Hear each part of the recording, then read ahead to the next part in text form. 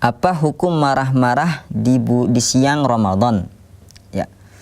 Seorang muslim dituntut untuk menjaga amarahnya, jangan sampai dia humbar amarahnya begitu saja. Rasulullah SAW mewasiatkan dalam hadisnya, la taghdab, la taghdab, la taghdab. Jangan marah, jangan marah, jangan marah. Dalam hadis lain, la taghdab falakal jannah. Jangan marah maka bagimu surga. Apalagi di bulan Ramadan, sesungguhnya kita dituntut untuk menjaga kesabaran ini. Jangan sampai kita kalah sabar dengan meluapkan amarah kita, marah-marah. Berarti kita tidak sabar ya. Itulah dia dari segi adab dalam bulan Ramadan, kita dituntut untuk menjaga amarah kita, jangan marah-marah ya. Kata Rasulullah SAW, asyamu junnah, puasa itu benteng.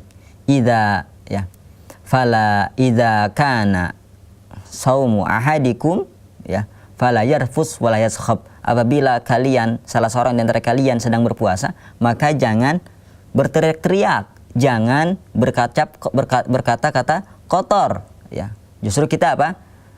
Kita harus bersabar menahan lisan ini, jangan sampai berteriak-teriak ya, menunjukkan amarah ya kan, atau bercakap kotor, tidak boleh. Perkataan keji tidak boleh ya.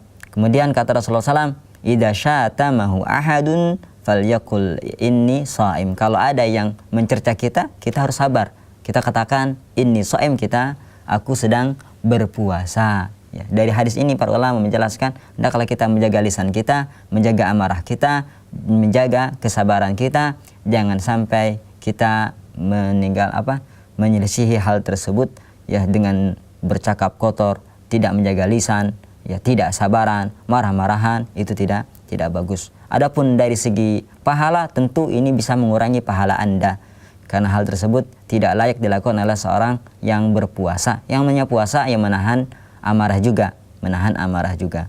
Kemudian yang kedua, dari segi batal nggak puasanya? Nggak batal ya, tidak batal puasa orang yang marah-marah, akan tetapi pahalanya berkurang. Wallahu a'lam.